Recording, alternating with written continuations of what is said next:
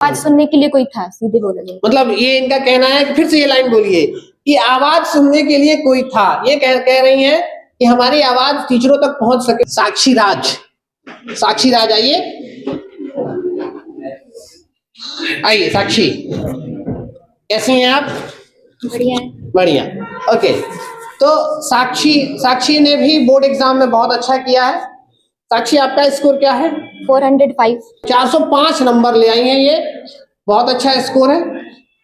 इनके बारे में हम आपको थोड़ा सा बताना चाहते हैं कि साक्षी एक ऐसी स्टूडेंट थी जो फर्स्ट ईयर नहीं पढ़ी थी, शायद मुझे जहां तक याद है। साक्षी के बारे में, साक्षी से आपको इंस्पिरेशन मिलेगा। साक्षी की स्टोरी आप सुनेंगे तो आपको थोड़ा सा एक अलग इंस्पिरेशन मिलेगा। इन्होंने मैट्रिक एग्जाम पास किया। मैट्रिक एग्जाम पास करने, मैट्रिक में आपको क्या स्कोर था? 407। 407 ये मैट्रिक में भी लाई थी। 407 लाने के बाद शायद ये किसी अदर इंस्टीट्यूट में गई पढ़ने के लिए, एक साल कहीं ये पढ़ाई की थी, है ना? 11th क्लास आप शायद कहीं और पढ़ी थी। ये रेडियंट पहुंची है 12th क्लास में। Yes sir. 12th क्लास में साक्षी पहुंची है रेडियंट 12th में, और ये बताएंगी कि 11th क्लास में जब ये पहुंची तो 12th क्लास में जब ये रेडियंट पहुंची तो इनका क्या परफॉर्मेंस था, ये कितना जानती थी, क्या करती थी, कैसे पढ़ी, क्या हुआ, इनकी स्टोरी इनकी जुबानी हम सुनते हैं। साक्षी राज बताएंगी अपनी सफलता की कहानी, वो भी खुद से। साक्षी राज बताइए। मेरा 11th तो पूरा गोल था। 11th आपका गोल था, मतलब ऐसा वाला गोल यानी कि 0, 11th में कुछ नहीं आता था? कुछ नहीं। ओके, मतलब 11th जहाँ से पढ़े वहाँ उतना बेहतर पढ़ाई नहीं हो पाया, भीड़ की वजह से। जहाँ भीड़ की वजह से आप कहीं पढ़ी और वहां आपको मिला नहीं वो चीज। तो साक्षी कह रही है कि 11th इनका पूरा गोल हो गया था। ओके, फिर 12th में आप कैसे इतना अच्छा स्कोर कर ले गई? 12th में हम जो स्कोर किए उसका पूरा क्रेडिट हम अपने रेडियंट क्लासेस के टीचर और उसके डायरेक्टर अनूप सर को देंगे। अच्छा, ये बड़ी बात है भाई कि लड़की 11th क्लास खुद से एक्सेप्ट कर रही है कि इनका गोल हो गया। विद इन 10 to 11 मंथ पढ़ के और कम बैक करना 11th बिना पढ़े, ये बहुत बड़ी बात है। और 12th में इन्होंने कम बैक किया है। फिर आप कैसे स्ट्रेटेजी बनाई, कैसे पढ़ी, क्या की जिससे आपको इतना अच्छा स्कोर हुआ? यहाँ के टीचर जो मोटिवेट करते थे, खास करके अनूप सर जो बहुत मोटिवेट करते थे, जहाँ जहाँ जरूरत पड़ा वहाँ वहाँ वो साथ दिए। उसके बाद से बोले कि मतलब कम बैक हो सकता है। हम भी सोचे फिर हम क्यों नहीं कर सकते। जब आपको ये लगा कि मतलब सर ने कहा कि कम बैक हो सकता है तो आप उस चीज को मानी और आपने कहा कि यस कम बैक हो सकता है। देखिए, ये बहुत बड़ी बात होती है, कम बैक करना।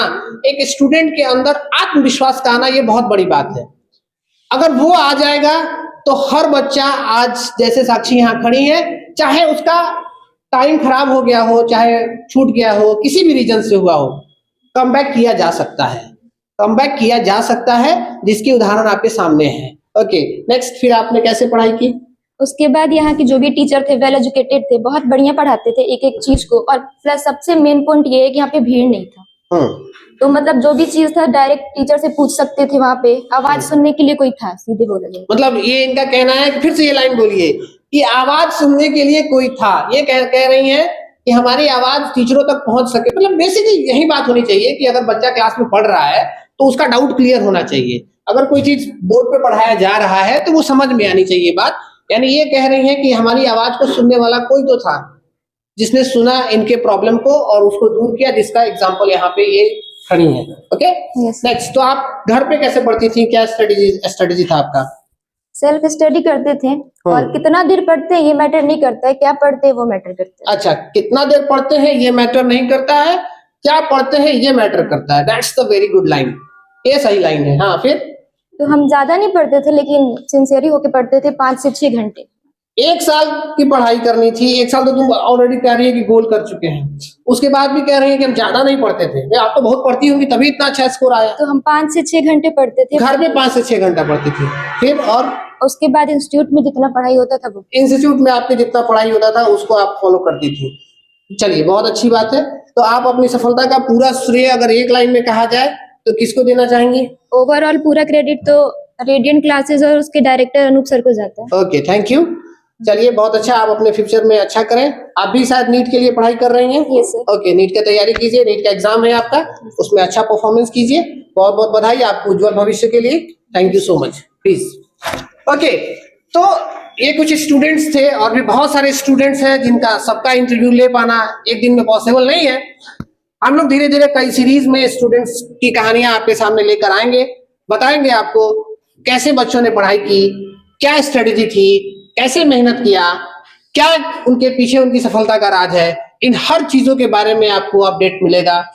आप भी जो भी स्टूडेंट है 12th क्लास के, उनको मैं कहना चाहूंगा कि देखो, हिम्मत हारने की जरूरत नहीं है, अभी से लग जाइए सेल्फ स्टडी। और आपके टीचर्स, आप जहां भी पढ़ रहे हैं, जैसे भी पढ़ रहे हैं, जिस भी प्लेटफॉर्म से पढ़ रहे हैं, वहां अपने आप को आप डेडिकेटेड कीजिए। आप वहां अपने आप को एक शेड्यूल लाइफ में बांटिए। एक शेड्यूल लाइफ होना बहुत जरूरी है, बहुत इंपॉर्टेंट है। हर शेड्यूल के हिसाब से आप पढ़ाई कीजिए। जैसे आप शेड्यूल से पढ़ाई करेंगे, चीजें अपने आप आसान होती जाएंगी। वक्त कम है, मंजिल बड़ी है, बहुत दूर तक जाना है, सफर लंबा है। इसी के साथ बहुत बहुत धन्यवाद, थैंक यू सो मच। फिर हम लोग मिलेंगे आपको रेडिएंट के नेक्स्ट सफलता एपिसोड में। Thank you so much.